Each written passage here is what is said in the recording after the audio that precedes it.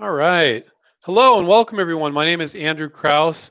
I co-founded InventRight 20 plus years ago, and we've been coaching and mentoring inventors to license their products ever since. We've had students in 65 countries, and our students are licensing products all the time because they buckle down and they do the work, and they go beyond what the average inventor does.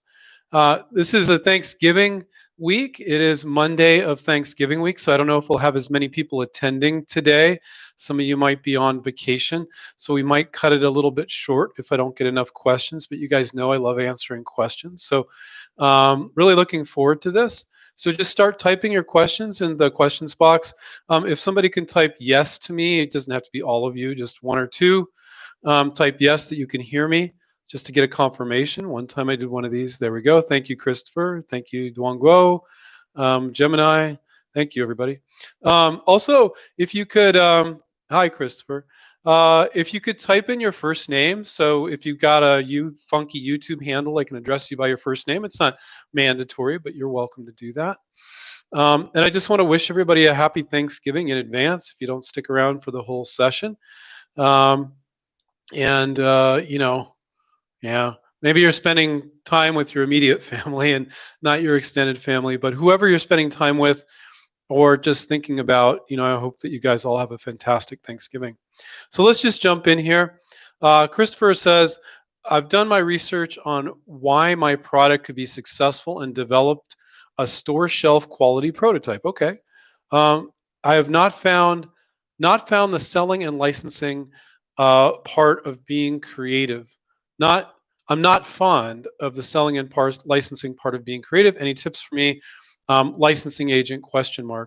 I would say 90% of inventing and licensing your products is the not so fun stuff.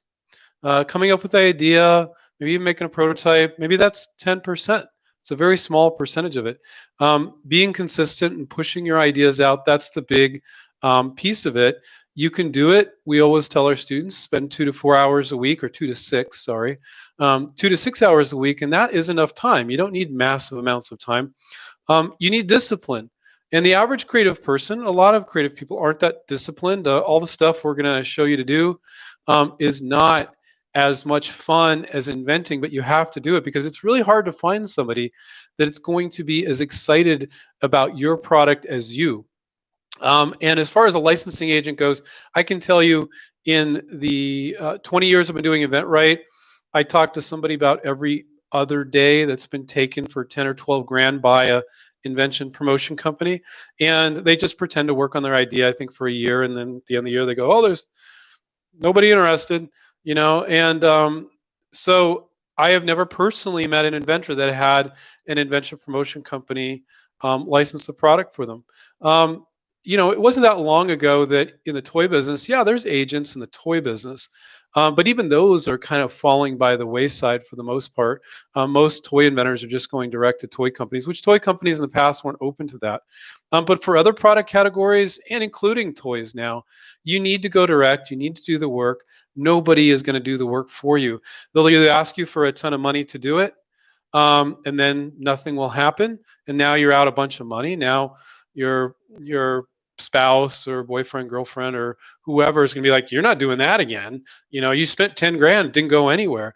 When you license and you're spending less than $200 quite often on a lot of products, not all products, of course, you always have the financial bandwidth to move on to the next project if your project wasn't too complicated or capital intensive, which most projects you're going to license are not. A lot of them aren't. Not all of them, but a lot of them aren't.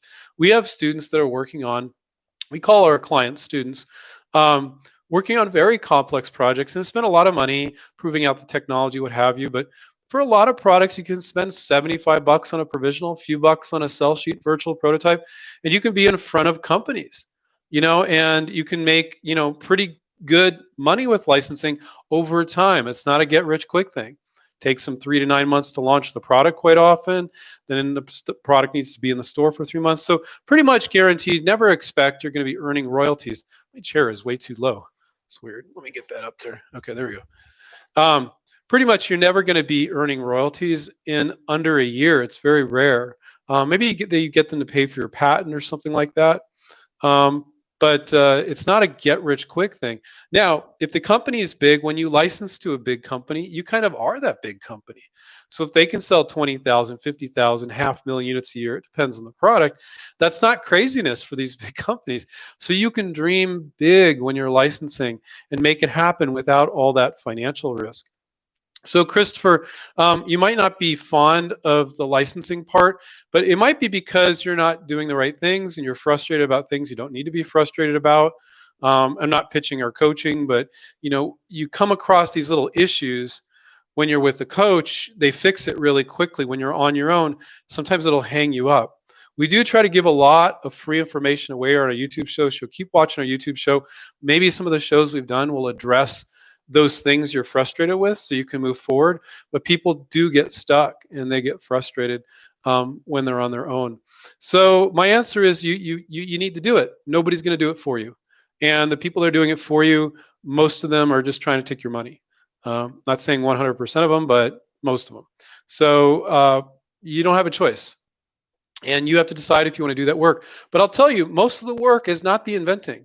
I have inventors that have so-so ideas, and they're hard workers, and they license a product. Then I have inventors that have, wow, that's really cool, but they're lazy about doing the work. And so it's about having a work ethic. Now, you can't have a lump of coal, don't get me wrong, but you don't need to have fantastic ideas to license them. You just need, oh, yeah, that makes sense. That's a little improvement here or there. But they both work. Doesn't matter if it's a mind-blowing idea or if it's a slight improvement.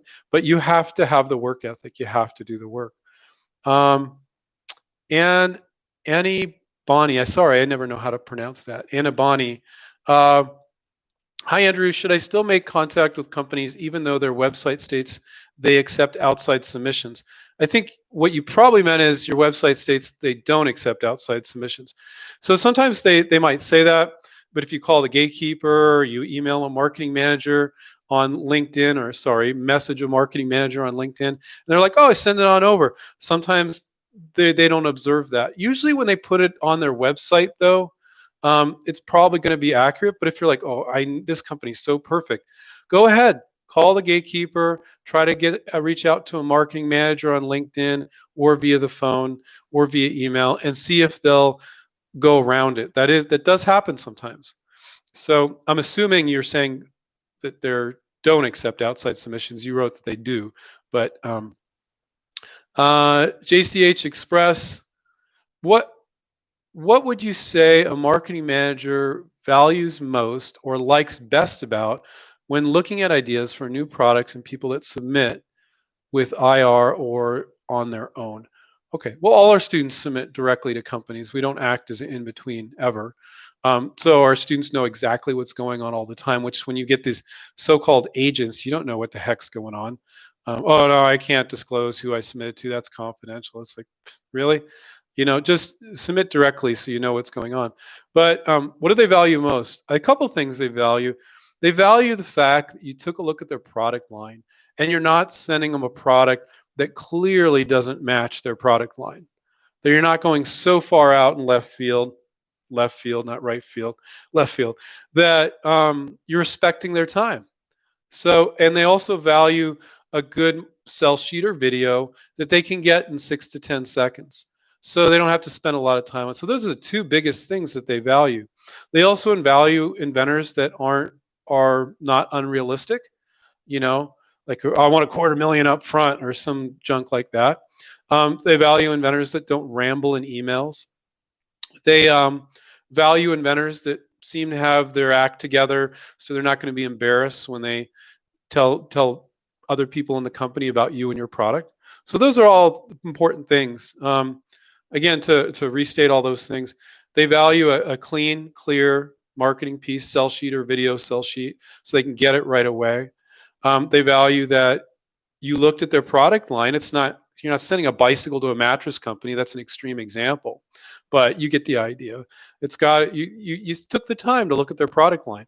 You didn't just hear, one time we sent out a newsletter saying this company is open to ideas, and this particular the president of the company got really mad at us because it went out to our general email list. It didn't go out to our student list. And it was a couple, literally like 3 or 4 days before he was heading to a major trade show. And because it went out to our general email list, not everybody's trained. They're not all InventRight students. They're just fans of ours, which is fine. He got inundated with tons of products that the inventor didn't care. All they saw was, oh, they're open to ideas. So they took whatever idea they had. They didn't look at the company's website, look at their product, go, is this the right match? Oh, no, my product wouldn't fit in there. They just spammed them. And so that was a little experience that we had. So don't make that mistake. Now let's see, Dronus. Hi, Andrew. I have an idea to recreate but make better and already existing outdoor products. Okay. There's so many companies to contact. What company would be first on your choice? Better outdoor product. So I can't give you a specific name because I don't know the type of your product.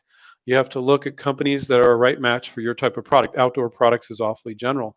But what I'll say is your specific question is, what company would be your first choice? Well, there wouldn't be. You can have a favorite, that's fine. But we teach our students to make a list of quite, if possible, and quite often it is for a lot of product categories, 20 or 30 companies. And it's a shotgun blast to go out to all of them. There's no first choice. There might be your favorite or your favorite 2 or 3, but you're pushing it out to all of them at the same time. So there is no first choice that I would give you. And without knowing the specifics of your product, I couldn't guide you to make your list there. So, but don't reach out to 1 or 2. So that's the lesson there, Dronus. You're never reaching out to 1 or 2. Now, I said 20 or 30. Sometimes you have certain products, oh, there's only 5, there's only 8, there's only 12. But very often, when students are new with us, they will say, well, here's my list. And the coach is like, yeah, those 4 companies are good, but you could have 30 here. You need to think about it with your product. I would look here and here. That's the benefit of having a coach. Like, oh, well, you could go with companies making this type of product, these types of retailers, that sort of thing. So make sure not just to reach out to 1 or 2. I think a lot of inventors do that. I mean, this is what some inventors do. And so if some of you are new, this is something you don't want to do. People will go out and file a full utility patent. Not what you want to do. You want to file a $75 provisional. So you spend 10 grand on a patent, and then you make some weak attempt to reach out to 2 or 3 of the biggest companies, always the biggest and the best, right? And you send them a copy of your patent. No. You send them a sell sheet. You send them a marketing piece or a video, and it's going to be what they would show their customer. Okay. So I think a lot of, there's some statistics that say 97% of all inventors that file patents never make any more money than the patent costs them. But most of those inventors, I've talked to huge numbers of them, they've never made any serious attempt to reach out. I've talked to people that file full utility patents. And when I look at whatever marketing they have or whatever they sent companies, it's horrendous. It's not something they would never license with what they're sending. Or they're talking about, I want to sell you my patent. The way they're approaching it, their marketing isn't good. They're doing so many things wrong. Now, a lot of people just file a patent and they just expect the world to beat a path to their door. Some people will put patents on. I haven't talked about this on the YouTube. I've talked about it in the YouTube show, but not on the live Q&A. There's websites that'll say list your patent. Really? So you're going to list your patent on some website. Do you think a marketing manager for XYZ company has time to go to this website and dig through all these patents, not marketing materials that are easy to understand the benefits really quickly, but patents, which are boring, hard to understand what the product is, because that's not really, I mean, you can, but you'd have to spend a lot of time doing that. And even if you put marketing materials up there, which some people do, I've never met an inventor ever license a product that way.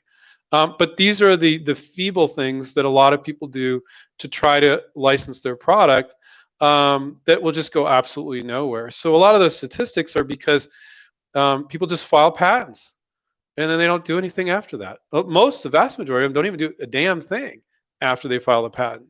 They just kind of get stuck. A lot of people will try to they'll start to research a little bit. Oh, can I make this sell it myself? Because they don't even understand that licensing exists or how to approach that. Maybe they have a vague idea, but they start and then they realize, oh, I don't have the money to start my own company. Um, and then it just sits there. I have no idea how often that happens. It's incredibly, incredibly common. So let's see. That was from Dronis. So thank you, Dronis. Christopher, done my research on my product. Okay, you already said that. You already. Okay, we did that one. Freddie, hey Andrew, I'm trying to license a product in an industry that does not really innovate. Oh, interesting. Any tips on breaking through and getting them to even look at my sell sheet? So, you have to ask yourself, why is that? They're a dinosaur, as we say it sometimes. You're just not seeing any innovation there. Now, what's good about that is because they're so stale, you could have an idea that's not that big of a deal, and it might get their attention. Also, or they might just be really resistive to change, or there might be just a few, three big companies completely dominate, and they don't feel like they need to innovate because they dominate the industry. And there's not 15 or 20 companies, or even 10. There's only like 3, so they just don't want to innovate. I would suggest still reaching out. I would be very persistent, and make a good marketing piece, and see if they're open to innovating. I think those companies are probably going to be more open to slight incremental improvements rather than giant improvements. So if you're seeing they're not really doing anything new in like 15 years, it's like that might be too big of a leap for them to make a giant jump. Also, sometimes there's some slightly outside the box, slightly outside the industry, where it's like it's in a slightly different product category, and they would make it, and maybe they'll innovate. So it's like these are the standard, only 3 big players. They're stale. They haven't done anything new. But then there's these companies selling kind of somewhat similar stuff, and noticing they're innovating there. So why not submit to them? Might be a little bit of a stretch. So you kind of got to look where they're innovating. It might be just you too thinking they're not innovative, or you not really looking at all the products in the space, or only looking at the products just like yours, when there's kind of like, oh, it could be over here and they could change it like this. So sometimes it could be that you didn't do your research. But so those are a few different reasons why you should still reach out to those in those industries that don't innovate.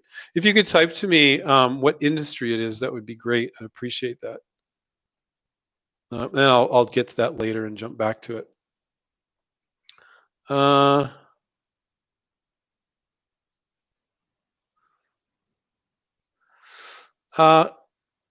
Yeah, so Christopher's saying, I know some product developers have a licensing agent that takes part of the royalties. Stephen mentions this in his book. The most of the so-called licensing agents are invention promotion companies that will want you to pay them $10,000 or $12,000, and they say, "Oh, well, we want 20% of your royalties to make you believe they actually care and will make an effort to license your product," when they really want your $10,000 or $12,000. That is the norm, Christopher. So we talk about in our book, and we talk about the fact that you could be a legitimate licensing agent, not asking people for $200,000, $12,000, but representing them, and then just taking a percentage, so that when you're successful, you only pay when you're successful. But it's very, very hard to find an agent that will do that for you. And again, I can just say I've never met an inventor in 20 years that's done that outside of the toy business. I'm sure they exist somewhere, but if you keep digging around for them, I don't. Sometimes what they do is those people that do exist, they'll just show it to the 1 or 2 companies they know. That's weak. That's really weak. Rather, they're not going to push it out to 30 companies. They're not going to do that work. And then a lot of times when inventors come to them with terrible marketing materials and stuff, they're like, no, so then they expect you to do everything else, and it's really not hard to reach out to companies. So why not just do it yourself? And the answer is you don't you probably don't feel confident to do it yourself. You have a lot of doubt. You don't realize it's not that hard. It's not that scary, and I encourage you to do it. So if you do look for somebody like that at some point, I would always do it yourself first so you know what's involved, so you can really kind of keep tabs on it. If you're completely clueless about it, you can't like grill them on it or interview them about what they're actually doing because you've never done it yourself.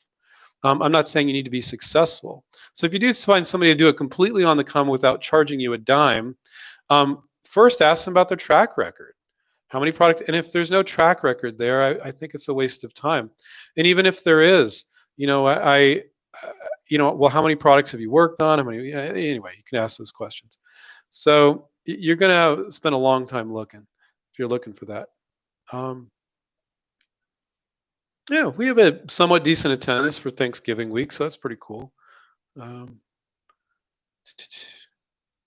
Freddie says, when using LinkedIn to reach out to companies, is it acceptable to send messages to second connections, or would you recommend connecting with them individually first? Well, one of the things that we teach with, we have a program called Smart Pitch, which teaches people specifically, Benjamin Harrison is a resident expert there, specifically how to license using LinkedIn. And one of the things that we teach is you never want to send a custom message. So when you send an invite for them to be part of your network, LinkedIn actually recommends you do this, and we recommend you absolutely do not. You can send a custom message. You're immediately saying, I want to be your friend, and here's an ask. So that's a reason for them to say no. So what you want to do is you want to ask them into your network. Don't create any custom message whatsoever, and because it's just extra work for them. It's like another message. And then you want to wait at least 2 or 3 days before you send them a message saying, asking them if you can send them a product submission for licensing. And even when you do that, we recommend that you don't assume it's them. You ask them who would be the right person, even though you think they're the right person. And if they say, oh, no, I'll look at it, but you're giving them the opportunity to pass the buck to somebody else, which is perfectly fine. So, you absolutely, it's okay to first connect, but do not connect and send that ask at the same time in the custom message when you're inviting them. Just invite them, wait at least 2 or 3 days, and then send your ask. Okay. Let's see. Let's see if I missed somebody there. Okay. Sam says, one company contact gave me the contact for open innovation in a company. Another contact in the company said, no, all our product development is done in-house. Do I inform the one that said no of the error? No, that's what they said.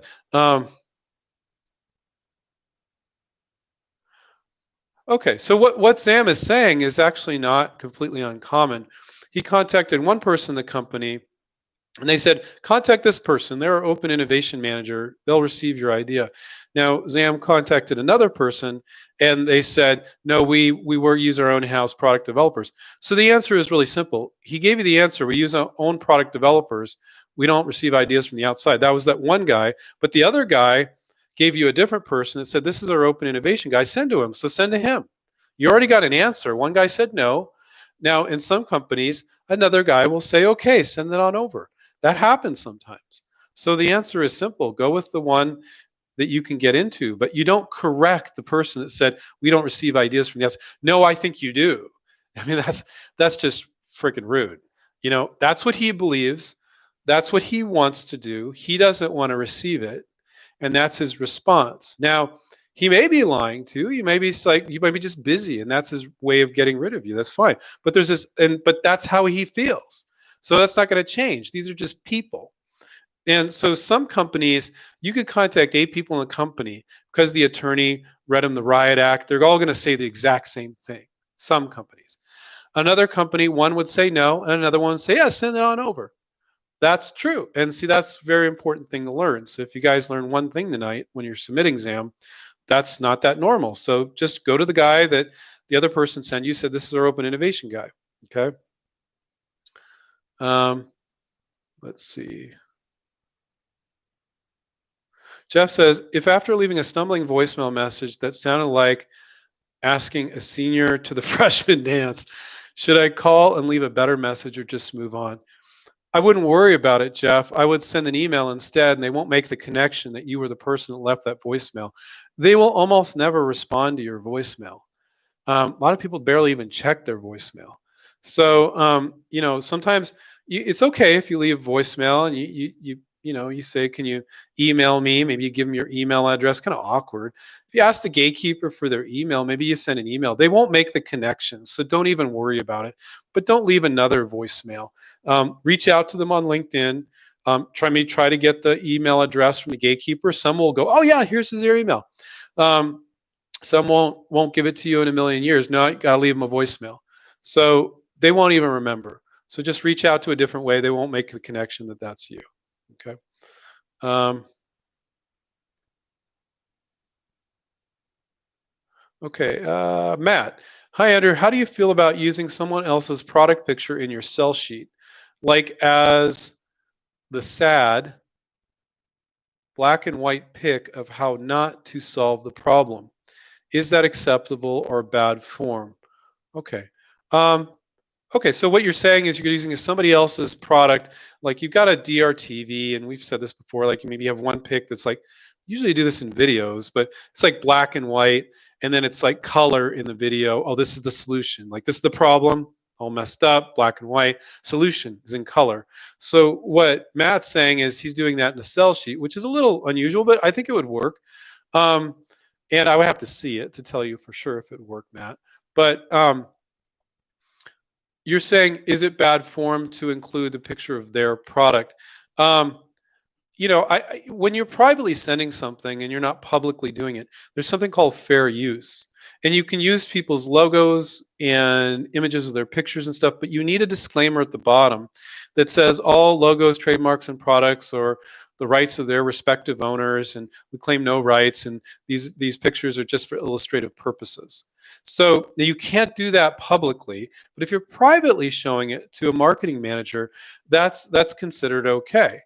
Now you don't want to, say anything libelous. And by the way, everything tonight that I'm saying is not considered legal advice. Before moving forward on anything, please contact an attorney. Just a little disclaimer there.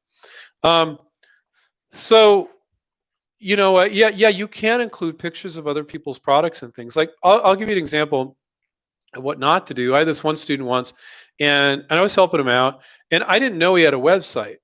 And so it was like a week or two into his membership, and he said, Andrew, I got a cease and desist order from the NFL. And I'm like, what'd you do? He's like, well, they said I have to take down the NFL logos off my website. I'm like, why are you putting NFL logos on your website? That's their trademark. That's their logo. You can't do that. And he's and I'm like, I just said, just remove it. Tell them you removed it. They never reach back out to him. Okay. But that's not the same. That's public. So you're dirtying their brand, let's say the NFL, because it's public and everybody's seeing it. Maybe the logo wasn't done right, or they don't want to identify with the product and putting NFL next to it. You can't do that. Now, when you're privately showing it for a license under fair use laws, and the only person seeing it is the marketing manager, and you put a disclaimer in there, you need to consult an attorney on what the disclaimer was. I told you what sometimes people will say, but that's okay. You don't. But to beat up somebody else's product, if it's like a common product, maybe there's even 2 or 3 companies that do this type of product, and it's like a before and after. I think if it's privately via email, that's perfectly acceptable. They will decide if they want to eventually do that in their public marketing, But if it's just for illustrative purposes, people do that all the time. Let's see. Okay, Steven says, hi, Andrew. I have a product idea I would like to license, but was told by a patent attorney it was not patentable. Are any ideas licensable if it's just a design patent ideas, or does a PPA help with this? So first off, patent attorneys aren't always right. I can't tell you how many times where I talk to an inventor, patent attorney says it's not patentable. I'm like, what about this? What about that? What if you changed it like this? And so sometimes, quite often I'm sure the patent attorneys are right. Like, if it's like this that you're showing them, it might not be. Sometimes they're wrong on that too. But well, why don't you change a few things to make it patentable? But to change something to make it patentable, and the new change doesn't make the product more marketable, that's ridiculous. Then you're just patenting for patent's sake. You want to patent what is a marketable product, right? And so so first off, our students license stuff all the time that is weak, has weak patentability or no patentability. And they don't all get design patents because they couldn't get a utility patent. A lot of them just file a US provisional patent for 75 bucks. You can legally say patent pending on the sell sheet. You could scribble on a piece of paper with crayon, send it into the patent office for 75 bucks, and they would accept it every time because they don't review provisional patents. People don't understand that. As long as you paid your fee and you filled out the form right, like your address and everything, they will accept it, and you can legally say patent pending for a year. So a lot of times it's good, even if it's on something that you think is not patentable, to file a provisional patent. It might be, it's uncertain, so you're not doing anything wrong or illegal or anything there. And illegally, you put patent pending on the sell sheet, and quite often the company's like interested, and they're like, yeah, we're not going to file a patent, but we'll pay you royalties. So the licensing agreement would be dependent on the product, not the patent. This perception that you have to have a patent in order to do a licensing agreement is just straight up wrong. Now, in some industries, they're brutal industries, you're not going to get away with not having a patent. So like the packaging industry, like a toothpaste tube or baby diapers, things that sell bazillions of units, you need to have a patent on that sort of stuff. But it's a kitchen gadget, it's a dog toy, it's a gardening thing. You can license that stuff all the time, and it's not patentable or it's questionable. But to have that perceived protection, to file a $75 provisional patent, is something you should almost always do. Now, it doesn't mean that you will get a patent eventually, but a lot of the companies don't care. So it gives that perceived protection. So that's what I would do, Stephen. I would go ahead and file a provisional patent. Okay. And so you wrote, Stephen, is a utility patent for an idea necessary? No, it is not in most categories. Let's see. Nick, hi Andrew, always enjoy your weekly show. Thank you. Yeah, you're welcome, Nick. Thank you. It wasn't always weekly. We started it during COVID, and I just didn't stop doing it because you guys seem to appreciate it. Wow, we've got the numbers up for the attendance. That's cool. So even though it's Thanksgiving Day week, we have a decent attendance, about 75 people. It's pretty cool. So yeah, and I'm just going to keep doing it. I don't have a date that I'm going to stop, but I enjoy it. You guys know that if you've been attending them, you know I like answering questions. And I try to talk very fast, so I answer a lot of questions. If I was a slow talker like this, maybe I get to like a quarter of the questions I do. So I'm always a value guy. I'm not the guy that buys the most expensive thing or the cheapest thing. I'm like the value guy, like right in the middle. And I like providing a lot of value to folks. Of course, this is all free, so that's a great value. Let's see. Okay, Freddie, the industry that I was referring to in my previous question is the clothing accessories industry, not innovating. Okay. The companies that I reach out to think I would present to them my designs. Okay.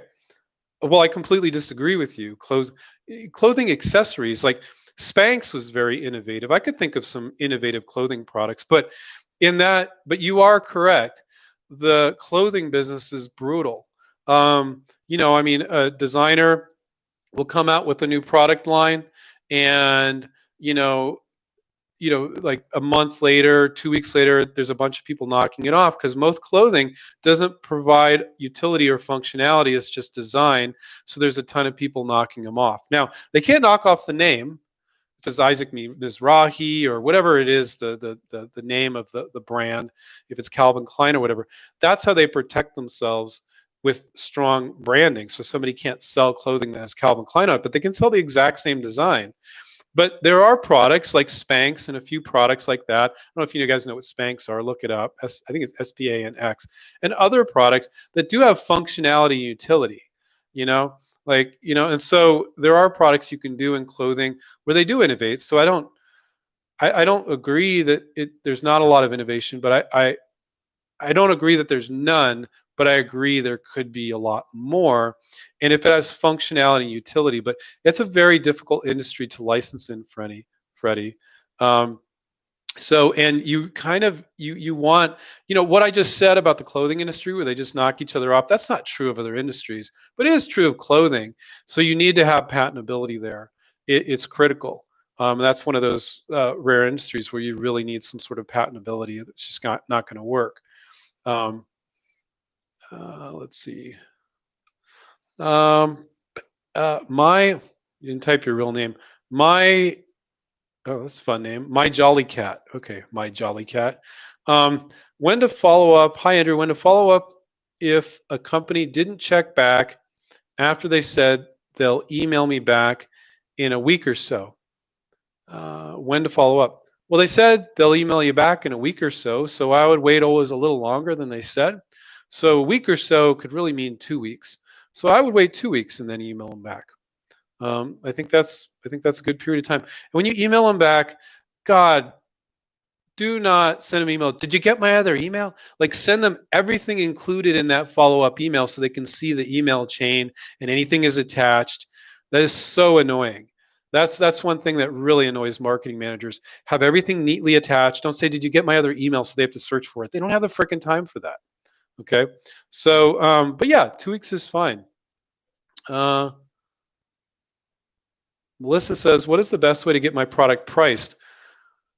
There is no way to get your product priced. You want to kind of guesstimate based on the other things in the marketplace, Melissa, as to what price it would sell for. And you should ask yourself, what's the perceived value of my product? Is it worth $19.95? Is it worth $29.95? So look for things that are somewhat similar and go, could I make that product for that same price? And a lot of times, if it's somewhat similar and you just have a slight change, you can go, well, they can make that for $19.95, and I just added a hinge here. I don't think that's going to add much cost, and so then you know that you can do it. So that I think that's what you were getting at, Melissa, is like, how do I figure out this thing can be made at a reasonable price? And a lot of times you can just look at similar products. You don't need to like go getting quotes in China or something like that, which you need to be careful about. Um, Okay, Factum. Hi, Andrew. LOL, speaking of confidence, I finally decided to give the contest a shot. So yeah, we have this contest. It's going to end at 10 p.m. Pacific time tonight. So if you want to enter to win our boot camp or one-on-one coaching, we have two academies, which is group coaching, and then we have a design studio package, which is a sell sheet and a virtual prototype, and then we have our smart IP solution to file a provisional patent. We're giving all five of those things away. It's like, I think it's over $5,000 worth of stuff. And if you go on our website, there should be a pop-up right there, and you can enter. You have to do a 1-minute video on why you think you make a good InventRight student. We have a lot of submissions, but the deadline is 10 o'clock tonight. So Factum, good on you for submitting that. I wish you lots of luck. We have the whole company reviewing those. It's a lot of fun. William, hi Andrew. Will a company continue to license your product when your PPA expires and neither you nor the licensee goes forward with a non-provisional? Yeah, because you can make the licensing agreement not dependent on a patent at all, where they have to pay you royalties regardless of a patent being filed or not filed. And people trip out on that. But yes, you can totally do that. So the company may go, we don't want to file a patent, but yeah, we want to sell this thing. We'll pay you royalties. If you want to file one, you can. And you're like, I don't know. So what you can do, this is a little trick.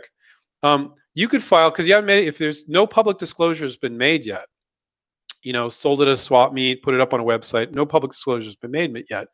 What you could do is you could file another provisional, exact same thing, and you could file it like a couple weeks before they go public with the product. Okay, and that would give you a year. You could see how the sales do, and then you could assess if you wanted to file a provisional if they didn't want to. So you could do that. I've had students do that. So that's just a little advanced trick that when you guys do your first deal, something that you can do. Or you can get them to pay for the patent if they're up for it. They give you the money, you give your money to the attorney. Your attorney will reference your provisional, preserving that filing date, and write the full utility. Get students doing that all the time too. Sebastian says, I just submitted my video and hope to work with you very soon. I'm honored to be part of it. So he's submitted through the contest. So thank you, Sebastian. Let's see.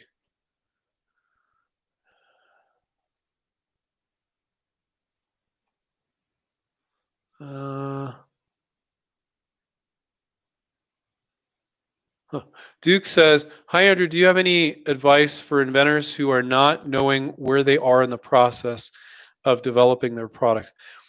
What I would advise you to do, because the YouTube show, I think we have over 600 YouTube shows. It's some crazy number. Um, it's not all neatly organized into our Invent Right 10 steps. What I would recommend is you get our book, One Simple Idea. It's like, I don't forget what it is on Amazon. It's 15, 18 bucks. I don't know. It's pretty cheap. And it outlines our 10-step system. And so that'll give you a framework to know our 10 steps. And then you can figure out where you are in the process, and it's going to be a little bit of a guide for you. No, it's not a coach talking to you every week and guiding you or telling you how to respond to a company or how to go forward specifically with your product, but it does give the 10-step structure. So if you need that structure and you don't know where you are in the process, you don't know, I don't know the whole process, that book will lay it out for you. It's called One Simple Idea. It's the yellow book. If you go on Amazon, you can find that. And we have like a ton of 5-star reviews. I think between the two editions, I think we have about 705. We have 700 reviews. I think we're at 4.5, 5 stars, but we have like 700. I think we have 705 star. Don't quote me on that, but it's right around there. So that will give you an idea where you are. That's a really good question, and I think somebody else said that was a really good question.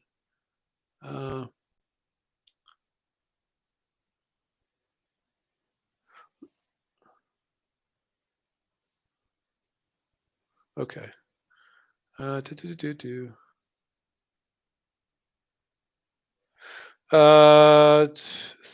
mic. The mic is your handle. How about a game that existed before without a patent or any product to play, but the game is played by anything? Can I develop a product for the game? You need to be more articulate there, the mic, specific.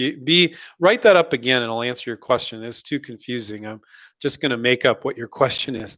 If you could write that again, I'll definitely answer it. I mean, I think we got a good 18 minutes left.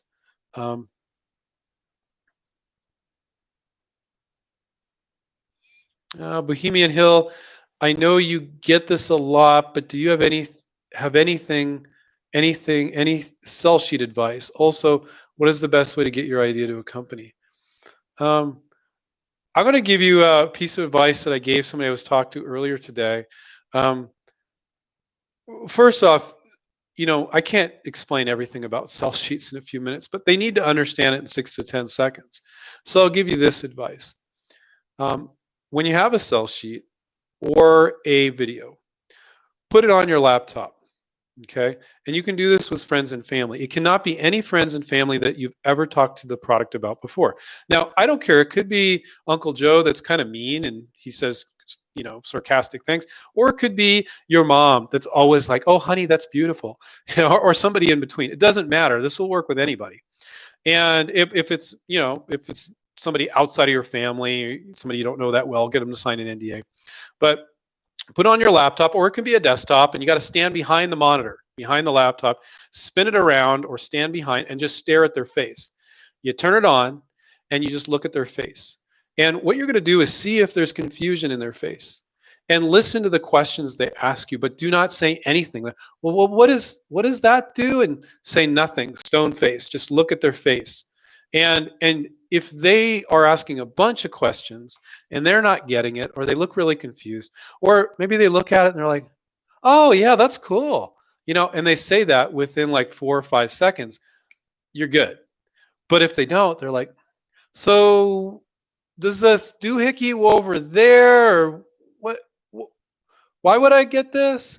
Or they say, you get the idea. So what's beautiful about this, you don't have to pay some marketing professional. For those of you that aren't going to become an InventRight student, this is something all of you can do with your friends and family to make sure your marketing piece is good. Because I can tell you, when I see marketing pieces from non-InventRight students, 95% of the time it's not good enough. Now, a lot of the time it's just absolutely horrendous. It's long and rambling, too many pictures, too much text, big blocks of text. It's just terrible. And then other times it's like, okay, but it's not accomplishing that 6 to 10 seconds. I got it, and I need to think. They cannot think. You want to assume the marketing managers are brain dead and they're just going to give it a glance. And that's what you need to realize. a lot of people in corporate America, they're doing 2 or 3 people's jobs these days. They're inundated with email. They're busy. Think of them. If they can get your product in 6 to 10 seconds, not only will they be able to review it and actually give you honest feedback or say yes or no or say if it's the right match for their product, but it'll help that if they can get it that quick. If they're interested, they'll be like, oh, my customers will get that quickly too because I got it right away. And so that's what you want them to be thinking. So the best advice I can give you there is to do the laptop test or stand behind a desktop, show it to people, see if you have a marketing piece or a video, see if they're getting it. And if they aren't, you need to fix it. And if you're not going to get our help, get somebody that's good at marketing to fix it up and tell them, I need a marketing manager. When they get this, they understand the product in like 6 seconds. That's my goal. Okay. So Kevin says, if I'm licensing a physical board game, is that idea protected from digital representations in regards to knockoffs? So there's this gentleman that invented Phase 10, and Steve and I have interviewed him, I've hung out with him at the Toy and Game Inventor Forum, and really cool guy. And he is famous card game called Phase 10. He's earned royalties on that. Don't quote me on this. I don't remember the exact time period. It's like something like 25 years or something. It's a really long time. I forget the exact time. It's insane. He's been earning royalties on that forever, like good royalties. Okay. And he has versions of digital versions, and there were some knockoffs. So and yes, if it's the same and it's digital version of it, yes, you can protect an app or a digital version of the game, just like the physical board game version. You most definitely can. Is the idea protected from digital rep in regards to? Yeah, you have to cover it in your provisional patent application. If there's something that you're going to do that's slightly different for the digital version, you want to mention that in your provisional patent application and later any patent. But here's the thing with games that's really cool. A lot of times you're not covering it with patents, you're covering it with copyrights, with just the rules. And if the rules are the same for the digital version and the physical version, you're pretty much covered both ways. But again, anything I'm sharing tonight is not legal advice. Seek the service of an attorney if you're looking for legal advice before you take action on anything. But what's really great about board games is and that's free. Copyright is immediately free. Just put the little C. You can send it to the Library of Congress if you want to do that. That's who handles copyrights if you want that get that documented. And copyright law is a lot easier to interpret than patent law. It's a lot stronger because the judge looks at it and go, well, here are the rules. Here are the rules. This is the same sentence, same everything, and it's a lot easier to determine if there's a infringement from copyright on rules on board games than patents. So that you're on very good ground there, Kevin. Okay, we got 12 minutes left. Waleed, hi Andrew, is it crazy to license an idea to Google? Yes. I can't tell you people, this is for Google and Apple. I'm like, yeah, okay. I look at it, I'm like, no, it could be for a ton of other companies. It's very unlikely you're going to license anything to Google and Apple. And they're in that category I call a mega corporation, like a 3M, a Google, an Apple. And I could count them probably on 2 hands, companies that are in some ways too big to license to. And so, yeah, it's next to impossible. I almost wouldn't bother. But most of the time, when I look at products, people that have products for Google or Apple, I look at it, and there are a bunch of other companies that can license. Maybe they need to change the product a little bit to make it work, but usually there's a bunch of other companies. But most of the time, I'm just going to say it, it's not worth the time.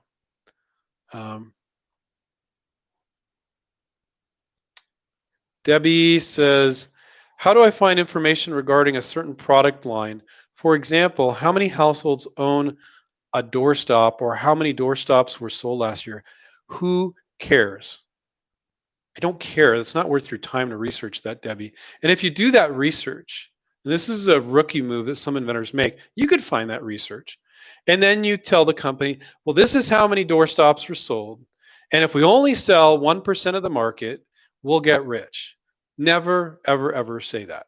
So I don't care. Like you probably know a lot of doorstops are sold.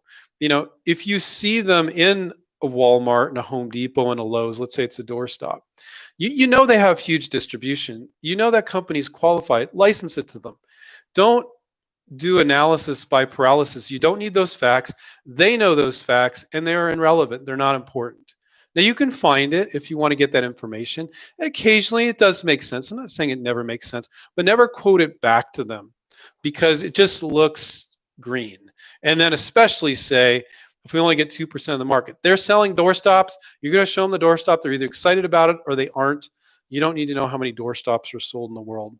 Really don't. Now, am I saying that's always the case?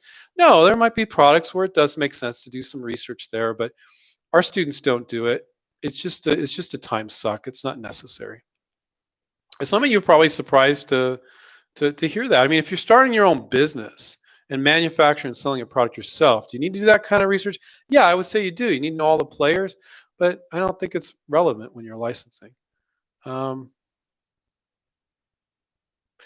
Javed, hi Andrew, I've been licensing, asking the employees of the potential licensee, potential companies for licensing through LinkedIn to refer me to the right person, but it wasn't successful. Would you please help?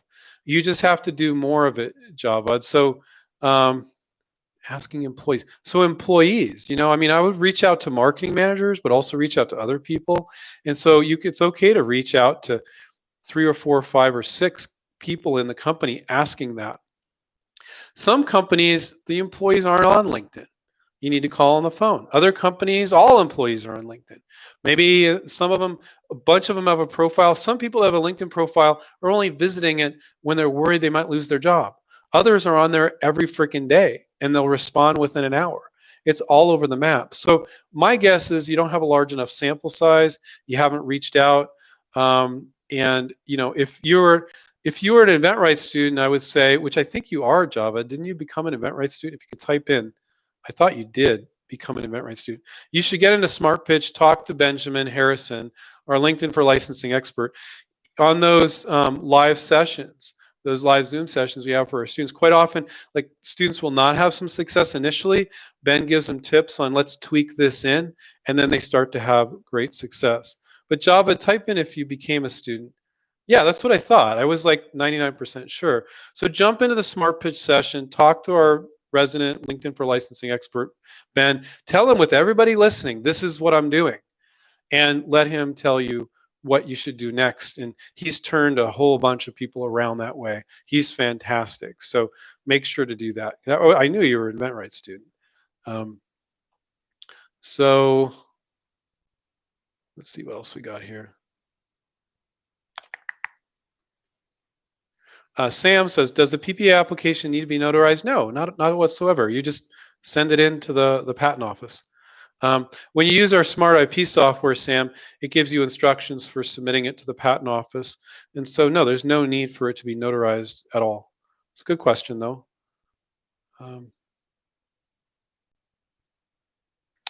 Sam also said, hi, Andrew, I've got a fitness product. Do you know what big companies are the best to contact to license it to?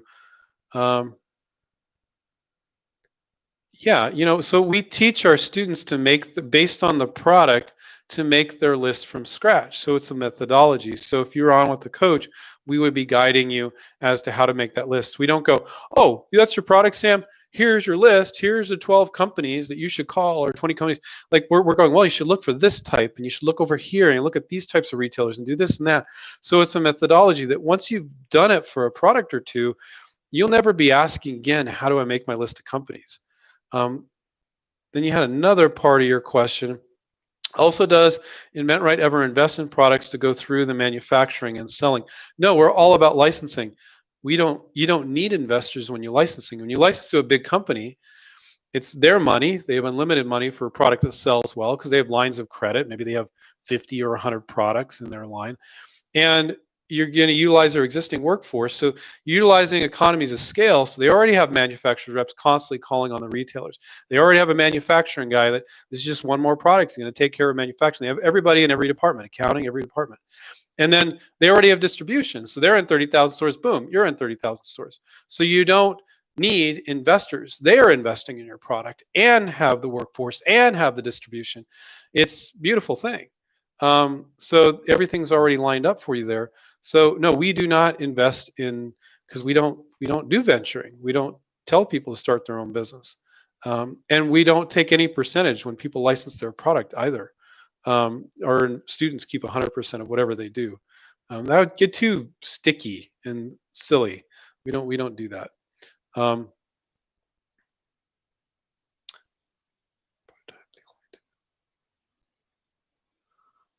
it's an interesting question. I don't know how to answer it. Claude said, "Hi Andrew, is having a prototype the only difference between product innovation and service innovation?" I don't know what you mean by service innovation. No, and what I'll say is what I always say, guys, is you're not selling your patent, you're not selling your prototype, you're selling the benefit of your product. So a lot of our students just move forward, show the benefit in a sell sheet or video with a virtual prototype, don't even have a real prototype, fairly certain the company can do it, not 100%, but fairly certain they just move forward with their ideas. But you're getting all, I studied marketing in college, and most of marketing is just a lot of freaking double talk to make people that aren't in marketing think that marketers are smart. And I hated that.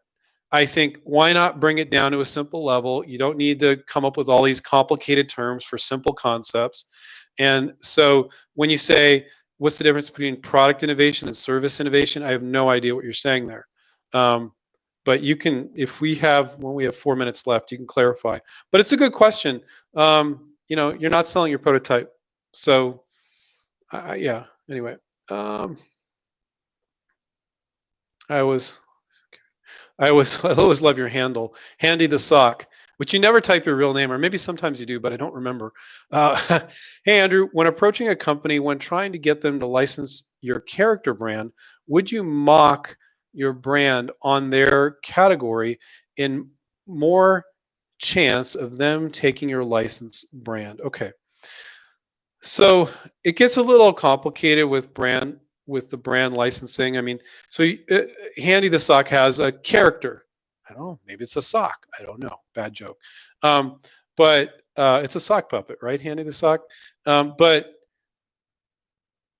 is it okay to mock? Yeah, if you had this cute little character or edgy character or whatever, and they were selling T-shirts, yeah, you could put it on a T-shirt, you could put it on a coffee mug, if you felt like it would be a right match to put on other products. But when you have a character, usually the characters that do well are the ones that, for instance, that kids, they saw Teenage Mutant Ninja Turtles, or my daughter, I don't know if she is now, but she's into the new Disney show Descendants, and so they're going to sell everything with Descendants on it. Or Mickey Mouse, right? Let's say Mickey Mouse. So if you are Disney, you're offering people that make T-shirts and coffee mugs and different things the right to put Mickey Mouse on their products, and they're manufacturers of products, and then Disney gets paid a royalty for putting Mickey Mouse on a scooter or whatever it is. But those are well-known brands. So you have a character, and nobody knows it. There was no book. There was no TV show. So the question is does it stand up on its own? Do people look at it, not having ever seen a TV show or a comic book or whatever it is, and go, oh, that's cute, and they want to buy it? Or maybe it's edgy or it's gross or something like that. So if it stands up on its own, yeah, you can do that, and you can try to do that without looking at your product specifically. You can't say 100% for sure, but can you license a character? Absolutely. We've had students do that. We have students working on that right now. I don't know how to read this handle. Endofinder. Thank goodness for InventRight, Andrew and Stephen. Fantastic service to the community. Gotta go. Okay, Endofinder. That's a really hard name to pronounce. Thank you. I appreciate that.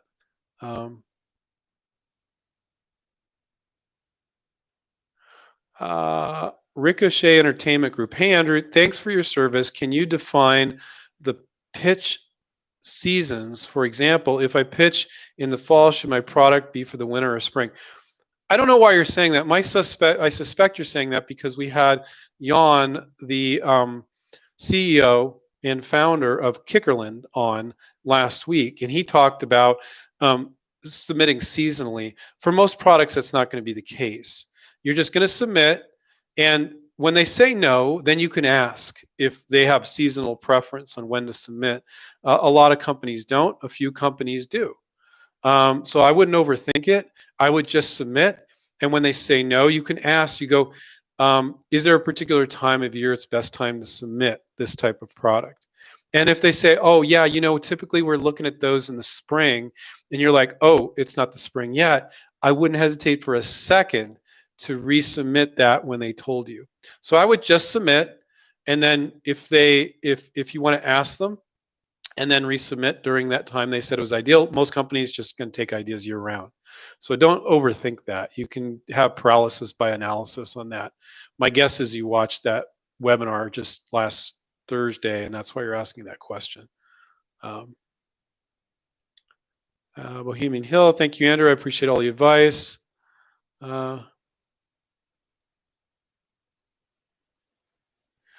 Factum, thank you, Andrew. Sorry, I'm cooking too. Hopefully, one of my cooking ideas can reach the market. The pandemic helped with home economics and cooking. LOL. Yeah. So like puzzles took off. Kitchen, people are cooking more at home. Those are all good categories. I think one category, I mean, it's kind of obvious, like commercial equipment, commercial restaurant supplies, like big mixing bowls that you use in a commercial kitchen stuff. Probably not the best time to be pitching those right now. But if you're really into that category, you could still submit, and it might be a while before they're ready. There's a certain categories that are really hurting right now, but really not most.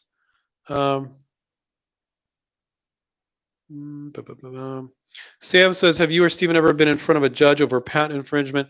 No, Stephen was with, he sued a little company called Legos. The only time it's ever happened in his career, and they settled on the courthouse steps. So he was in arbitration, but I guess it wasn't a judge, but he was in arbitration, and then they settled. That's all he can say. But they did settle. See, we are 2 minutes over. Waleed says, hi, Andrew, how much does it cost to be an InventRight student? For our Academy program, it's about $900. That's a group coaching program. It's half a year. And for our one-on-one coaching program, which includes a sell sheet, virtual prototype, smart IP software, access to a negotiation coach in addition to a regular licensing coach that you meet with every single week. And you can email them anytime for half a year. That's about $3,000. So the one-on-one coaching is $3,000. The group coaching is about $900. I'd say about 90% of the people sign up for the one-on-one coaching.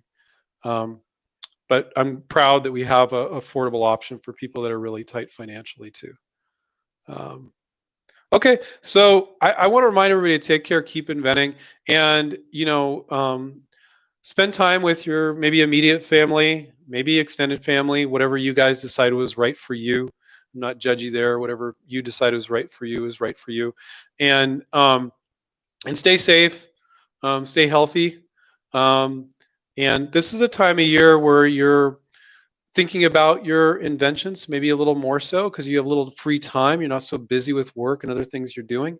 So remind yourself that, I'm assuming if you spend a whole hour listening to me ramble, that inventing is important to you. This is part of who you are, and you need to learn the business side, which is the boring side compared to the coming up with ideas side. But you do, in my biased opinion, you don't have a choice.